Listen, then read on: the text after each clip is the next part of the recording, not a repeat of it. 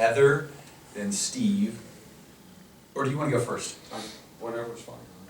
Okay. I wanted to do ladies and moms first, because I love that mom is here riding to work. No, that's seriously important. But Steve, Heather, and Steve. Okay. And I'll just interject where it seems appropriate. So, great. Thank you everybody for being here. I'm Phil Von Hake in the Mobile Sources Program, and this is a 101 Lunch and Learn about winter bike commuting. It is possible, as we see with part of the CDPHE Winter Bike Fest that runs January 25th to February 12th.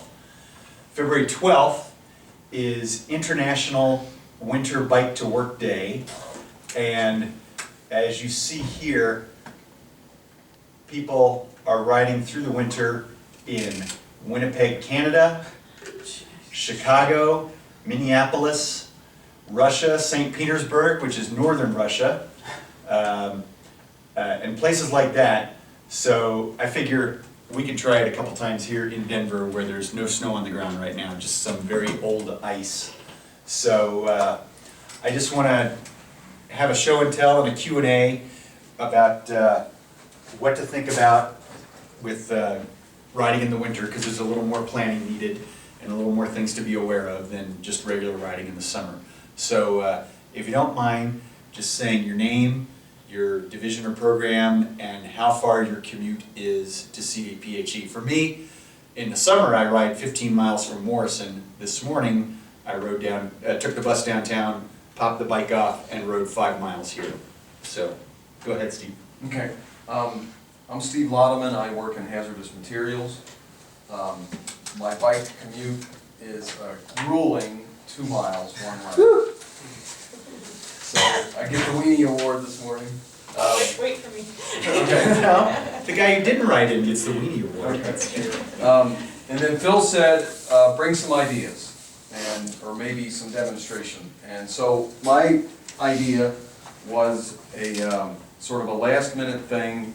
One morning when I was on my way out the door and it was really cold, and I was in the back room, and I said, man, it's really cold. What am I going to do? So there's some old t-shirts in a bucket in the corner, and I cut one up, folded it over my head, and tied it in the back. Okay, it's not going to win any fashion awards. I grew up in East Tennessee, so I got my hillbilly going on. And that's my winter helmet. And it's good down, it covers the ears, which is key, of course. And I've ridden this with this down to 20 degrees. And below that, it's my snowboarding helmet. But this works great. Nice. So anyway, that's my little 2 cents worth, I guess. Excellent, thank you. And any other thing you want to be aware of with lights, safety, ice, Oh, all traffic? of the above, of course, yeah. But if you could elaborate. Yeah, I've been riding. I ride this sort of Franken-bike Bridgestone frame. It's a red one outside. You might see. Yeah, a friend put it together for me. I was on slicks, and he gave me some treaded tires. You'll see them on the bike. They're 1 inch wide. They're treaded tires, and I haven't had to ride a mountain bike because they work in the snow and the ice. Cool. Anything. We had that little dusting the other morning that was about a ½ inch. It was fine for that. And that works great. Anything more than that, I'd be on the mountain bike, I think. And yes, lights front and back. This is going to be great.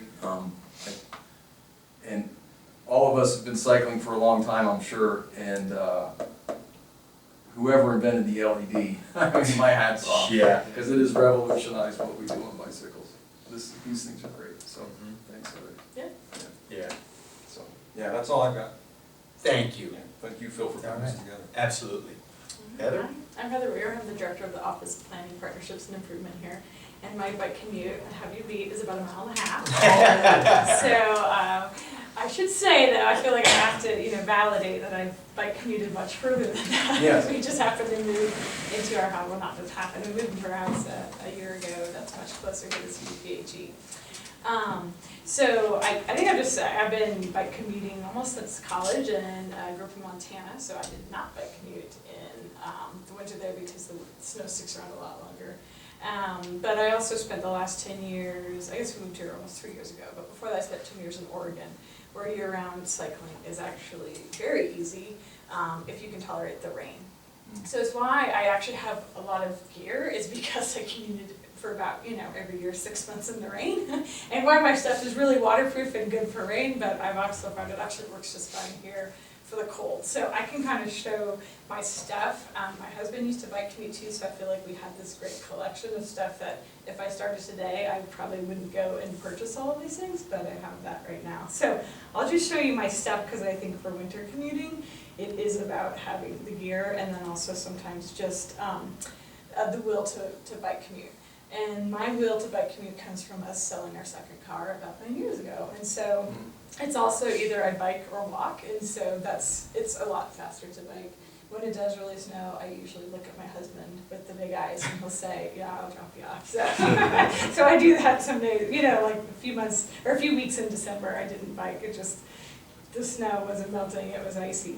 And when I first moved here, I learned about ice with a pretty good fall on my bike, being stupid actually, because it was just this big mound of ice, and I was kind of like, well, I think if I go slow enough, and I fell, it didn't hurt anything, but it was that wake up call, no, just get off your bike and eat your pride and walk over that patch of ice and then keep going. So anyway, this stuff I guess I use, I bike, pretty much year round in my raincoat here. It's waterproof, but it actually it's not breathable, so it's warm.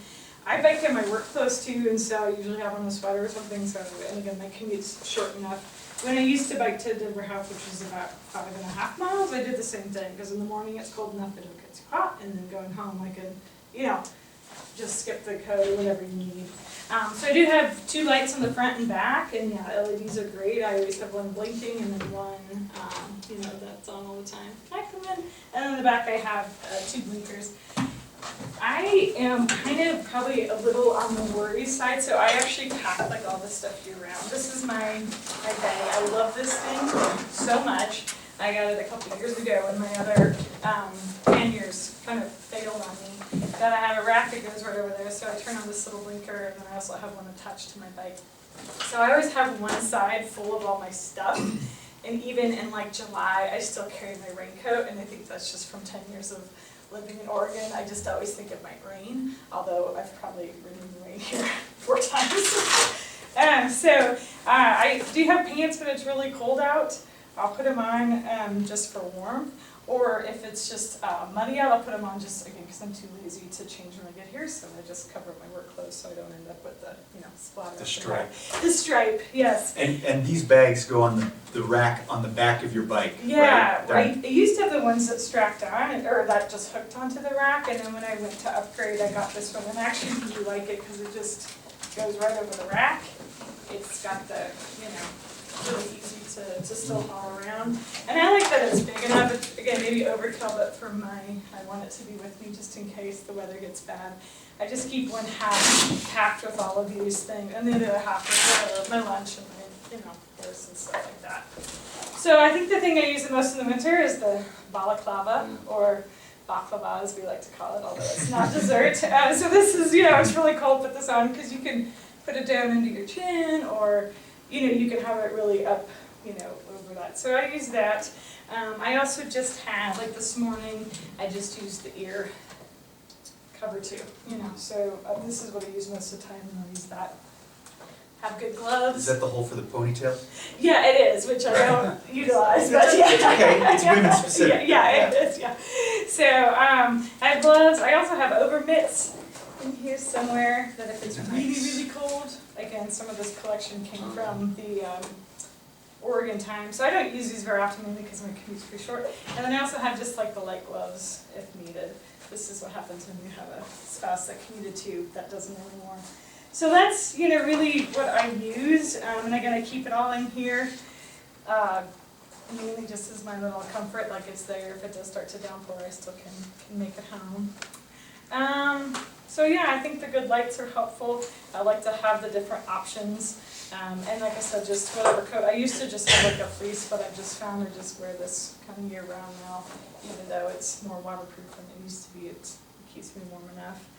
And I think just the only other things I'd say is like a few things, like with your lights, it's always like, do I keep them on or take them off? I've had lights stolen, and that's something that I have one that's pretty mounted that looks secure, and my other really good light, I got one that is really, it's this one here, but you can put it in and tighten it really easily.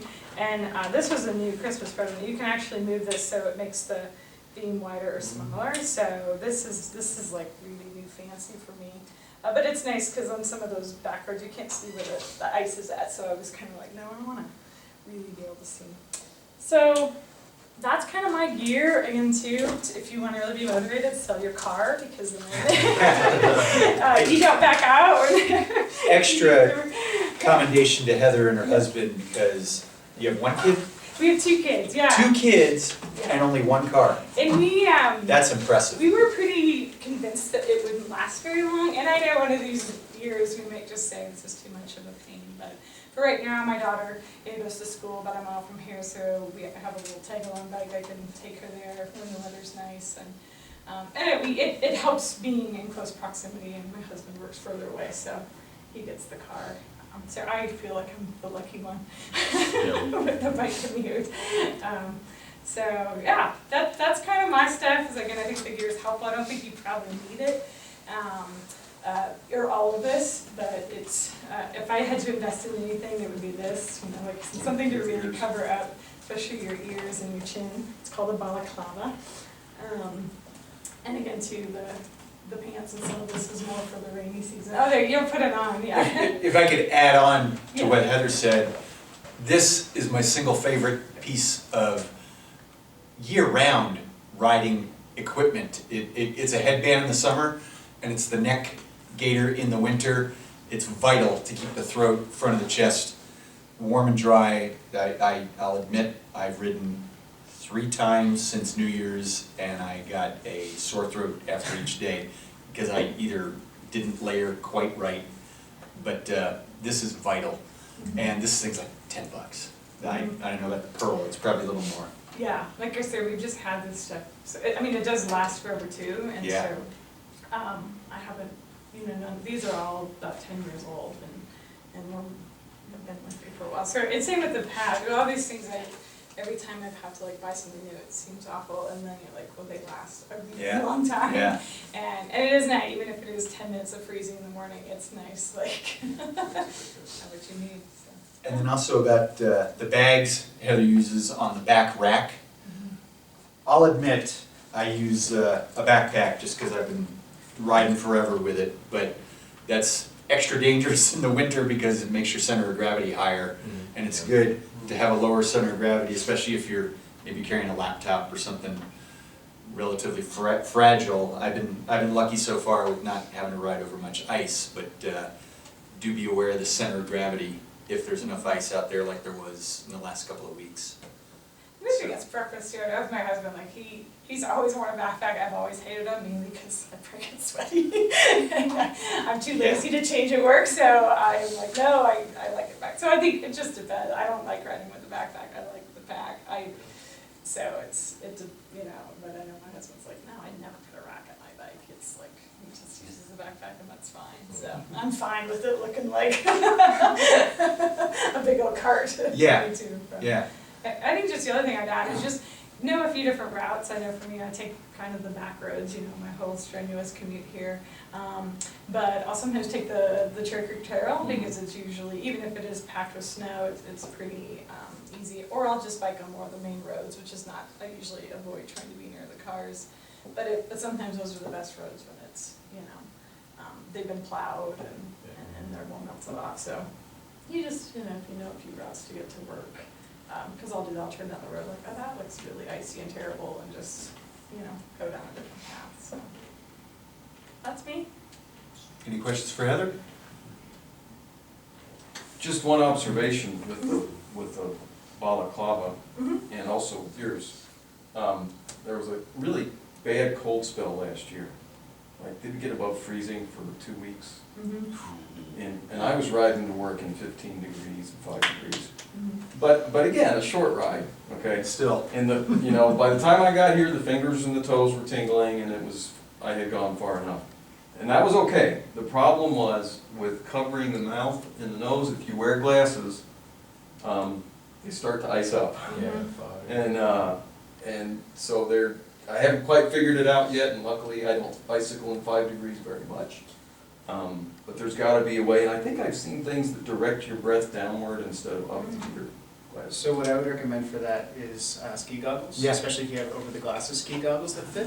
What that'll do is it'll create a barrier between whatever you've got going on down here and whatever you've got going on up here. I do have some, but they're those goofy big eye things. Yeah, ski but goggles, they work. if you commute below 20 degrees, ski goggles will change your life. Yeah. They will just rock your world, and you probably already got them because you live in Colorado. Yeah. It's one of the biggest changes you can make as far as your winter commute. So below 25 degrees, I love it. Okay. It's One more thing to remember, though. Thanks, Steve. Perfect segue. Yeah, okay, so my name is Steve Kirschner. I work in AIR. I'm in Stationary Sources. I'm in the Compliance and Enforcement Program now. We just changed our name. I recently switched from a 10-mile commute to a 3-mile one-way commute, so I'm kind of in the same ballpark as you guys now. Which I think is nice because it lets you explore a little different types of commuting. I can talk about bike stuff for as long as anyone wants to talk about bike stuff, but I think what I wanted to start with is to say that you can commute on your bike in winter with everything you already own. You do not need to buy anything. If you want to spend some money, the first thing and most important thing I would suggest is gloves, because you're going to have a terrible time if you're on the bike for 20 minutes and your hands go numb. Heather did a great example of showing different kinds of gloves for different kinds of temperatures. I would say below 30 degrees, really it's worth it to buy some lobster gloves or mitts. You're going to have to get used to operating the bike with those, but they make, I can't overstate how much difference they make. It's really a world of difference. Everybody know what lobster gloves are? I think they're called Vulcans too, obviously. Yeah, they give you some spot hands. They got 2 fingers and a thumb. So I guess a couple of things I wanted to touch on first is kind of how to layer. And when I'm talking about layering, everybody knows if you ride your bike, you're going to generate some heat pretty quickly. So the first thing I always tell people when you're going to ride your bike in the cold weather is that if you are warm when you walk outside, you're probably too warm because you're going to overheat. So the most important thing is creating a good layering system that works for you. It'll give you options. If you need to unzip halfway through, you can unzip your shell. That'll let you lose some heat, lose some moisture. But basically, you always want to start with a base layer, something that fits closer to your skin or wick that moisture away from your skin. Now from there, it's up to you. You can also wear a mid-layer on top of that, or you can go straight with a base layer. The most important thing you're going to want to have is a shell. Heather has a great example of a shell right there. And what that does is it creates what's called a vapor barrier. And the vapor barrier stops anything from escaping. So you're going to keep all that heat in there, you're going to keep your core warm. And that's really important because heat starts there. If your core is warm, it's going to let you get that heat out to your extremities. So you're not going to lose the heat in your fingers and your toes. This is stuff that you probably already have because you live in Colorado. You probably already have a hard shell. Maybe you wear it for skiing. Maybe it's your rain jacket. You probably already have a base layer, whether it's like a knockoff Under Armour from Target or if it's a merino wool base layer. You probably already have that, and that's something you can wear by commute. In terms of warmth, like I said, gloves are really important. The other thing that I've found is absolutely important is your feet. And there's a couple of different ways that I found to address the feet. If you ride in flat pedals, you can usually wear hiking boots and a thick wool sock. If you want to go warmer than that, what I would recommend is taking a plastic bag, putting the plastic bag between your sock and your shoe. That's going to create the same vapor barrier that I'm talking about with the shell jacket, and it's going to keep things in. It can get a little swampy, but your feet are going to stay warm, and that's the most important thing. And a good wool sock will dry out quickly. If you ride clip pedals, they make all sorts of different devices for clip pedals. They'll make toe covers that just go over the toes of your shoes. You can get full shoe covers. You've probably seen me wearing those. They look really stupid, but they're really warm. And then you can go for full-on winter shoes as well. I think Phil has a pair of winter shoes, actually. The Diodora Yeah. Polaris. I did get these for half price. They're regularly like $200. I got these for $100, and I've never even gotten cool feet with these things. They're awesome. They are amazing, and Heather was saying, you know, one of the things about bike gear is if you want to lay down the money, the days that you will need a shoe like this are very, very few. So this is going to last you a long, long time. And you know, it's up to you personally whether 200 bones is worth spending on something like that. But given the lifespan of it, I would argue it might be. I don't have those, and I've been waffling on buying them all year. It was worth 100 to me. It wasn't worth 200. It was worth 100. So let's see. In terms of your bike, again, you live in Colorado. You probably own a bike. If you own a bike, you have what you need to get where you're going.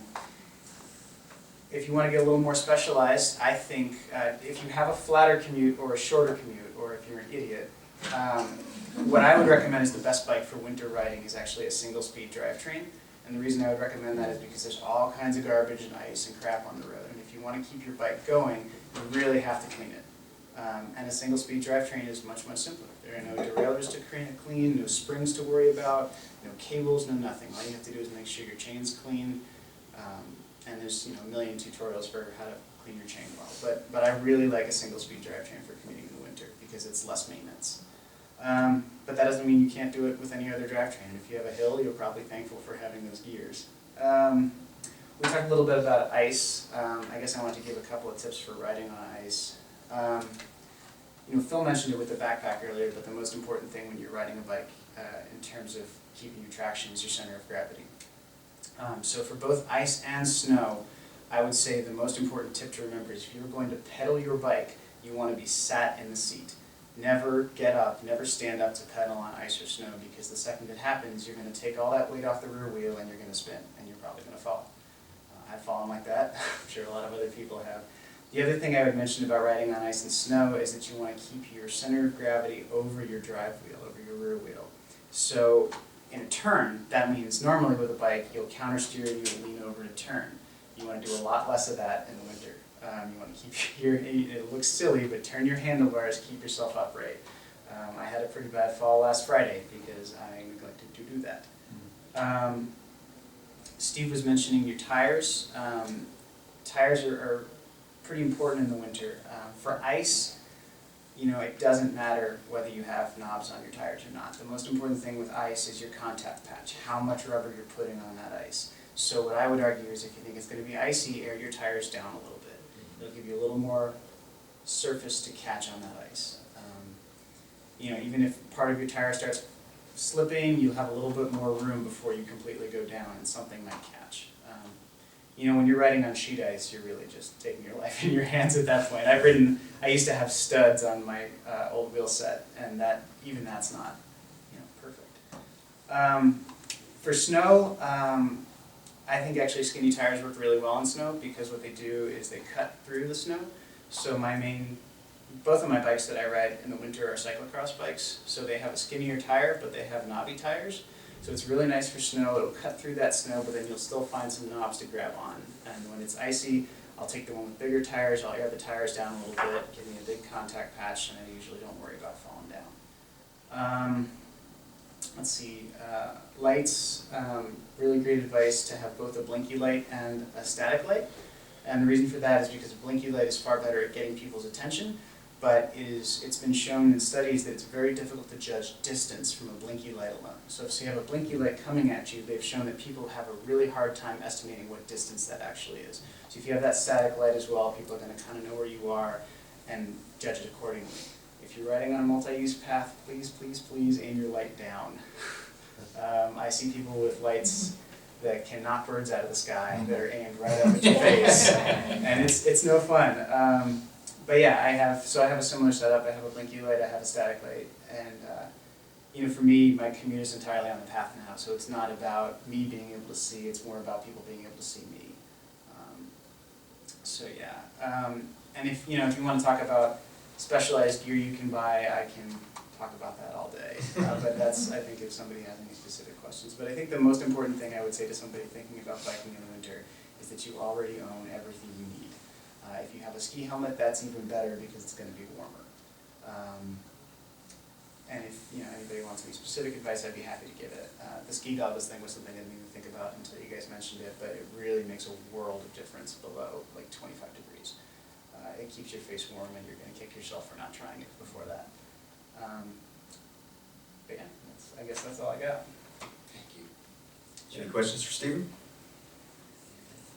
If I could add some things onto that, I like how you said you probably already have everything you need to ride even through the winter. Admittedly, I buy a lot of winter-specific stuff because I'm a cold wuss and that, but does everybody in the room ski? Or cross-country ski? Or just go outside in the snow. Or snowshoe, Yeah. or shovel. To me, riding in the winter is equivalent in exertion and sweatiness to Nordic, which is cross-country or snowshoe, or shoveling. So if whatever you dress for those activities, you could probably get away with doing the same thing on a bike. Yeah, I guess the other thing I would add too is if, like, let's say you live a mile from work, right? You could either walk that mile or you could run that mile. What's the same on your bike? Like I wore this in today, so I'm not gonna go race some guy on the path because I'm gonna sweat out my sweater and all this other stuff I'm wearing. So you can pedal as easy as you want to, and you'll generate a lot less heat. I think it's hard for some of us, especially myself, to say, okay, I'm gonna take it easy today and not go as hard as I can, but it changes what you can wear. You can wear your work clothes into work if you don't want to go real hard. So like I said, you can either walk that distance or you can run that distance. And when you're biking, you can make that choice too. It'll take you a little longer, but 5 minutes longer and you're not sweating when you get to work, I think that's worth it. So. Saves you 5 minutes of changing. Yeah, exactly. Yeah, I mean, this morning I just changed my shoes and took my jacket off, and there you go. I'm continually surprised to see how many people around the world, I mean look at their logo for International Winter Bike to Work Day is that it's the ladies wearing they're practically a bonnet and one of those kind of ponchos and maybe a skirt, and I guess I just have enough of the stuff. Steven and I each race, so we have enough of the good equipment, the spandex or whatever. I don't want to pit out my work clothes, so wear the good stuff and change, but there are people all over the world who are wearing tweed jackets and things like that while riding in maybe sub-zero weather. There you go, that kind of thing, a scarf. I really think that's one of the things I want to get across to people is that cycling can come across very elite because of how much the bikes we ride cost, how much the gear we have costs, and it's not necessary. You don't need to do it. The bike I rode in today has one gear. It's not sophisticated. It's just a bike, and I wore jeans and I wore a jacket, a raincoat. And anybody can do that. So the gear can put people off, I think. Yeah, and speaking of that, does everybody have a bike right now? Okay. Is anyone in the market for a new or additional bike? Keep your hands on your wallet. And I'm not selling. Other than the idea to get out and ride, I'm not selling a bike. I have a road bike, I have a nice mountain bike that I race with. But the thing I'm drooling for these days is a fat bike. Have you seen those?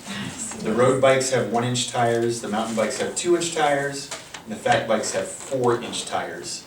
And I don't own one yet. I hope in the next year or two I do, and every time I've ridden those, I feel like Bikezilla.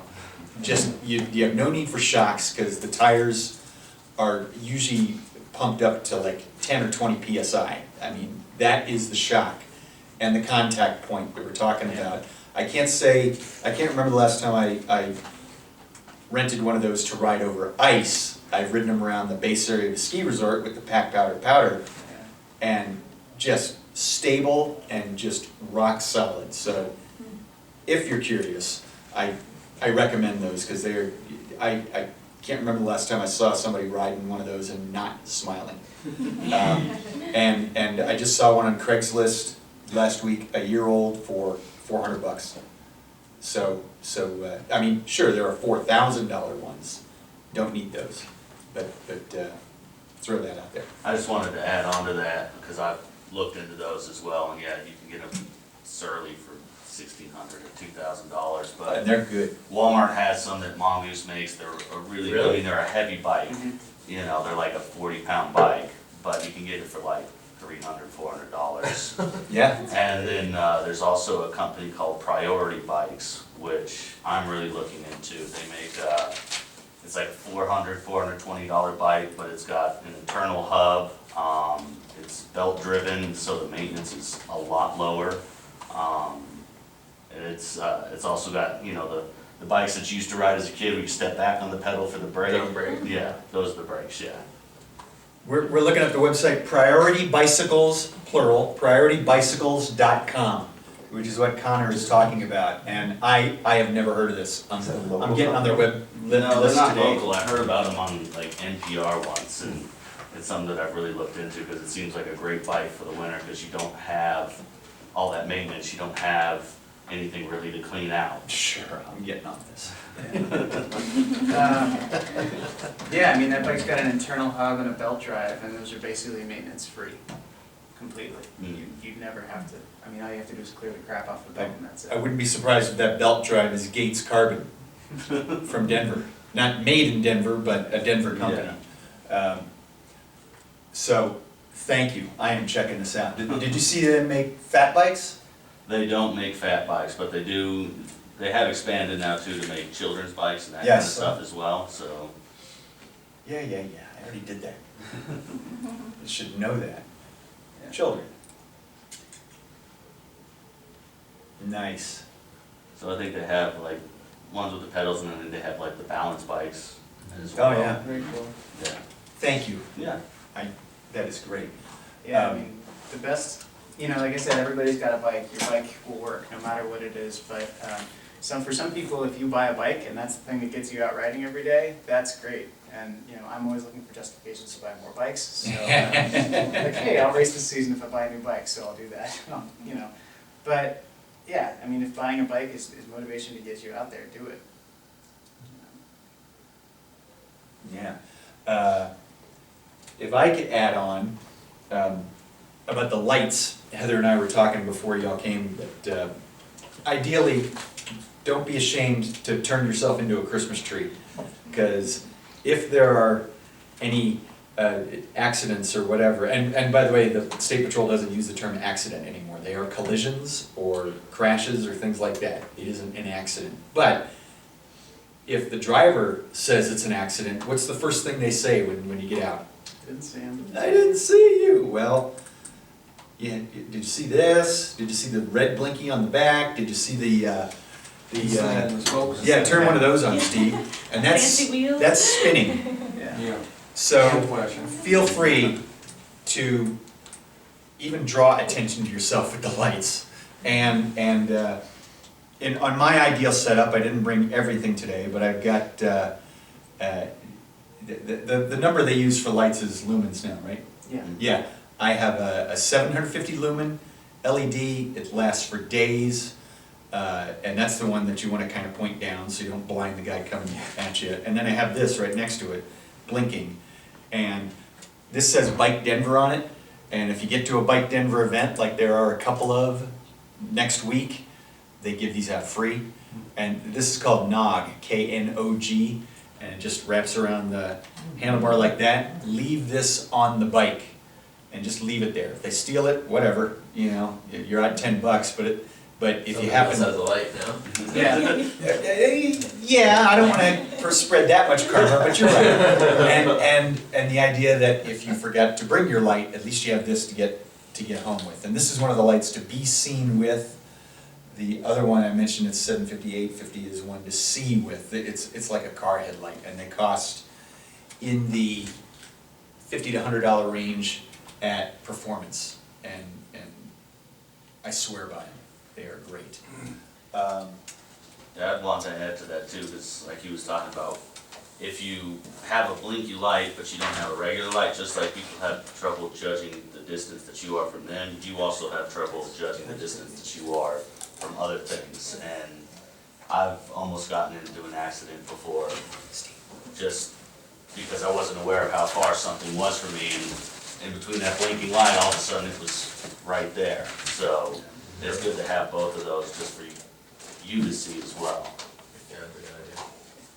I was just gonna Still add work. too, again, I'm the always be prepared, I have the batteries in my pack that I always keep, cause I've had that before I come out, you know, at the end of the day, turn it on and my battery's either really dim or out, so that's one of those, or just, you know, let me know, this bag, I'm telling you, it's got everything. But anyway, whenever I use it, I just put another handful of, you know, batteries in there, so it's, that happens, you know, and it's never in the morning at your house, it's always. If you're sitting there. shopping for a commuting light, what I would recommend is looking for one that's USB rechargeable, and I keep a Yeah. cord at my desk, and every week, I just take it in one day and I plug it in, and then it's good for the rest of the week, or good for probably 2 weeks, but that's just my ritual. But that helps. That's good. Yeah, and if batteries go out or whatever, get reflective stuff, which is definitely an advantage of this kind of equipment over the tweed jacket and the scarf. That bag, I'll bet, has Yeah. reflective trim on it. Your jacket definitely does. RTD, its new bus, the Flatiron Flyer that goes up and down the turnpike between here and Boulder. They were giving these out at Union Station the other day, and it just turns into a pant strap so it doesn't get caught in your chain, and it is reflective, and they see this in the reflection. Same thing with the wheels spinning around. So, yeah, erase any doubt so they see you, kind of thing. I can share this too, this is a road ID that we've Hey, had for yeah. a long time, but this also has like your contact information, so this is, you know, they know to harvest my organs if, you know, it's a really bad wreck or the cause. I can pass this around, we got them years ago, just with running and stuff, I use it, but that's what I just use for running. So I actually got my road ID for free. St. Joseph's was doing a program recently to give away road IDs, and I can check into that, and if they're still doing Oh, that, cool. I can let you know, and you guys can sign up for it. I'll add that to the bikes If I page. can, if they're still doing it, yeah. Yeah. Thank you. It's worth having. I wear it every time I go out on the road for Yeah. a long ride. It's just, It's just like there's no reason not to.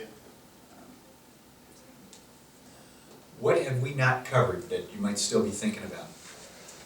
I was just gonna add that, like, for the gloves, so I wear some lighter gloves, and I'll actually use hand warmers over there, and those actually help out big time, so that way I don't have to use the really thick gloves, so I'm able to ride easier. That, and then a reflective vest, I think you were mentioning as well. So I used to work out at DIA, so I actually have a reflective vest that I always use. Oh, yeah. So I make sure to wear that because I have to ride a combination of trail and road, so mainly side streets, and then the main road on my way home. So just mainly any way to be seen, and so it may be overkill, but obviously you just want to make sure that cars see you.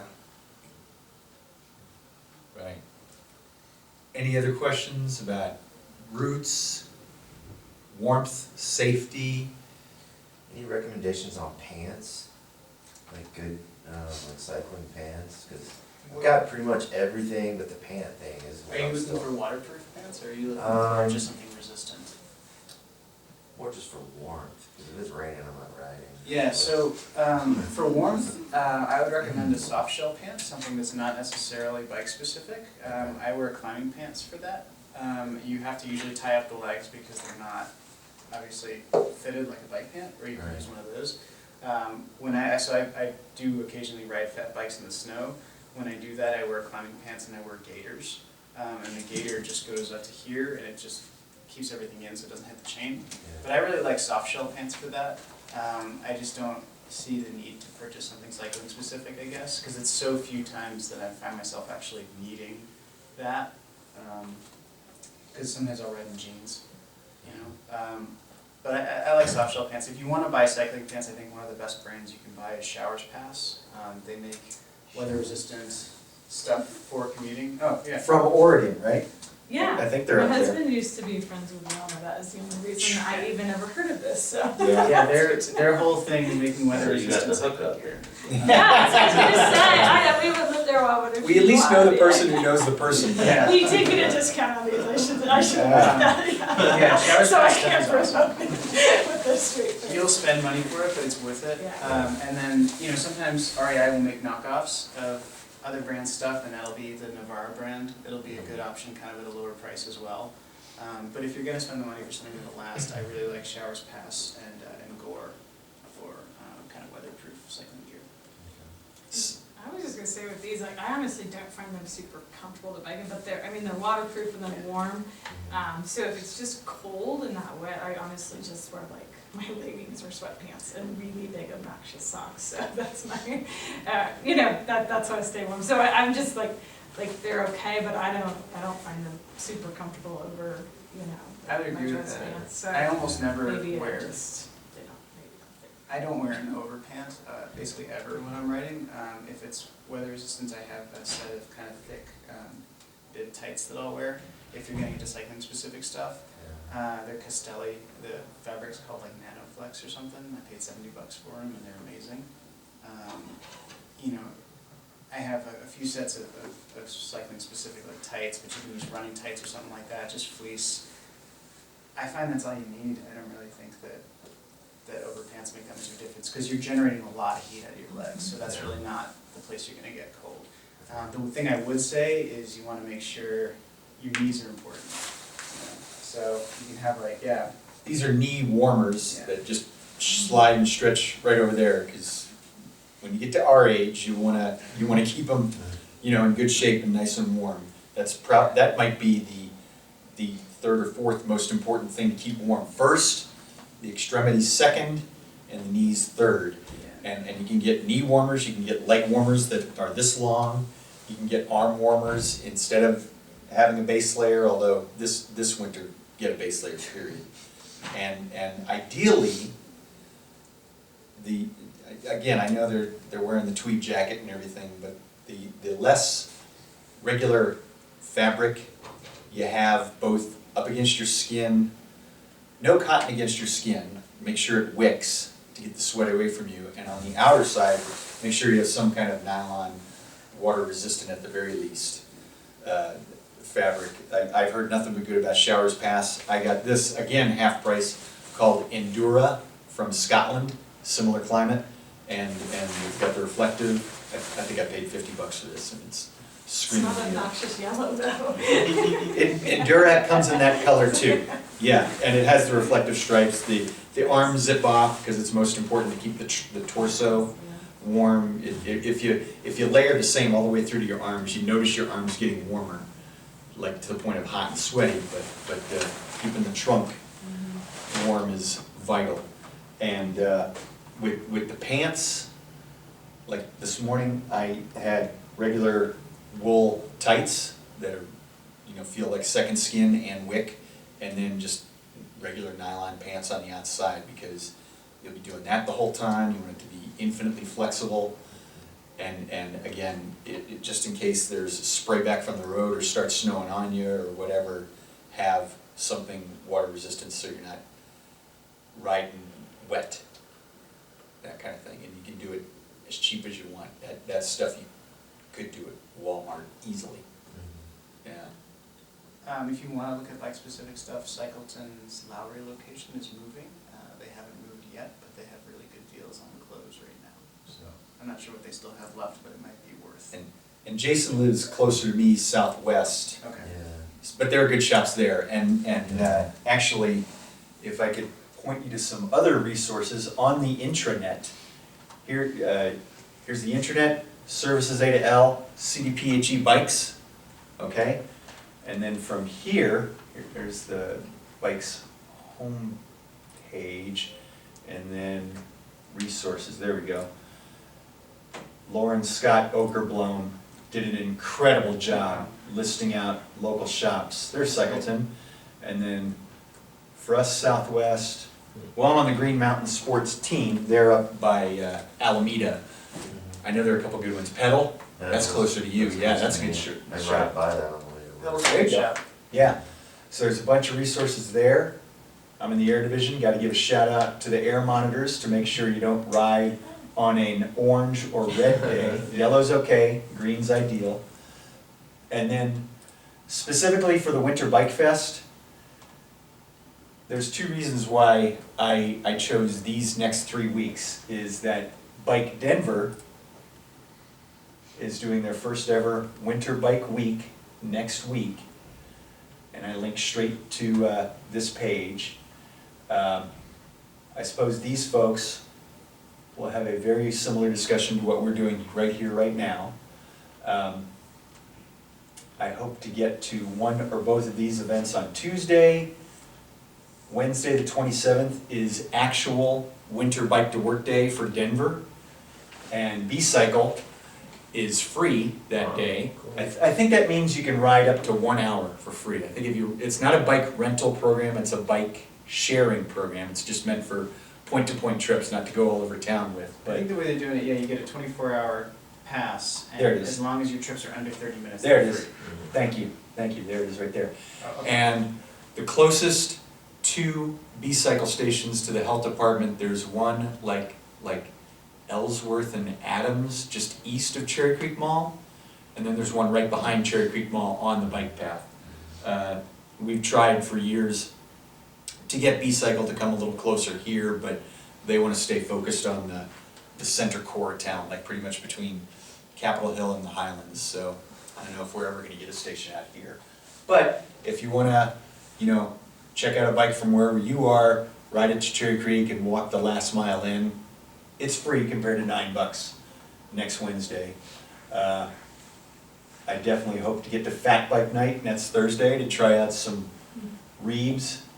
Reeves Cycles, by the way, is the same guy who founded Oscar Blues Brewery. He and it's beer spelled backwards, so he's into bikes that much too. I've always wanted to try like a Reeve Donka-Donk. That's their gigantic fat bike. That's a Timbuktu bag, right? Mhm. The Timbuktu store next Friday is having a happy hour for bike riders. That I'd love to see some kind of group ride from here down there, but I'm not committing to it just yet. I'm gonna go, so if you wanna go. Cool. Stephen might be organizing that ride. From work? I was gonna, it's downtown in Laramie Square. Yeah, Laramie so- So you leave from work? Yeah, it's gonna be from work. 5 months. Yeah. Sounds good. Yeah. I'll do And that. then there's a Saturday night cruiser ride. I don't want to get into anyone's Saturday night, but if you're down there on the mall, look for a bunch of people with their lights spinning all over the place. So that's Denver Bike to Work Week in the winter.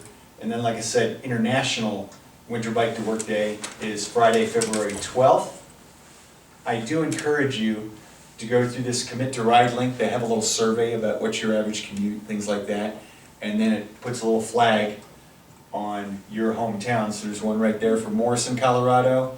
And maybe enough from Denver will vault Denver into the top 100 winter biking cities in the world or something like that. So I figure from next Monday through February 12th, let's call it the Winter Bike Fest, where we're at least just promoting it to the larger department. I really appreciate you guys being here, knowing how many different things were competing for your time during this hour. And there's also another group, if anyone's familiar with Emily Spence Davizon over in DC, she started the CDPHE Bike Fridays Facebook page. Shameless self-promotion, that's me this morning. But I do hope to see you guys if you ride in. Take a selfie of yourself, either when you're leaving the house or when you get here, and post it up here to just show who's riding, from where, or whatever. Yeah, Deb, I'll get back to Deb going, it's not that cold. But, and then the international page has, Twitter feed, Instagram page, things like that. As you can see, International Bike to Work Day is pretty big in Europe. There's some in Asia, not so much in America yet, but we'll work on it.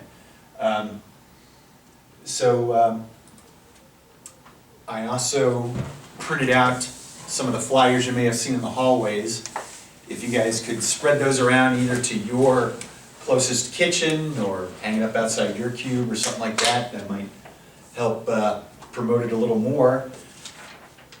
I had to do a lot of wrangling with the dugout, but I got them finally to give you a deal. If you ride to work during those 3 weeks, show some kind of proof that you rode, like your helmet or a selfie or whatever, and then go to their breakfast bar, not the one behind the counter, but the one with the yogurt and the granola and things like that. Spend at least $3 there, which is just under a half pound.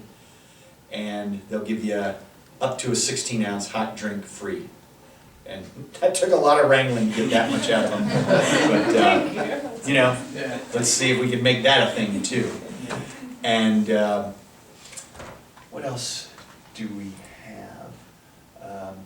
I'll add a link to this video right there by the end of today.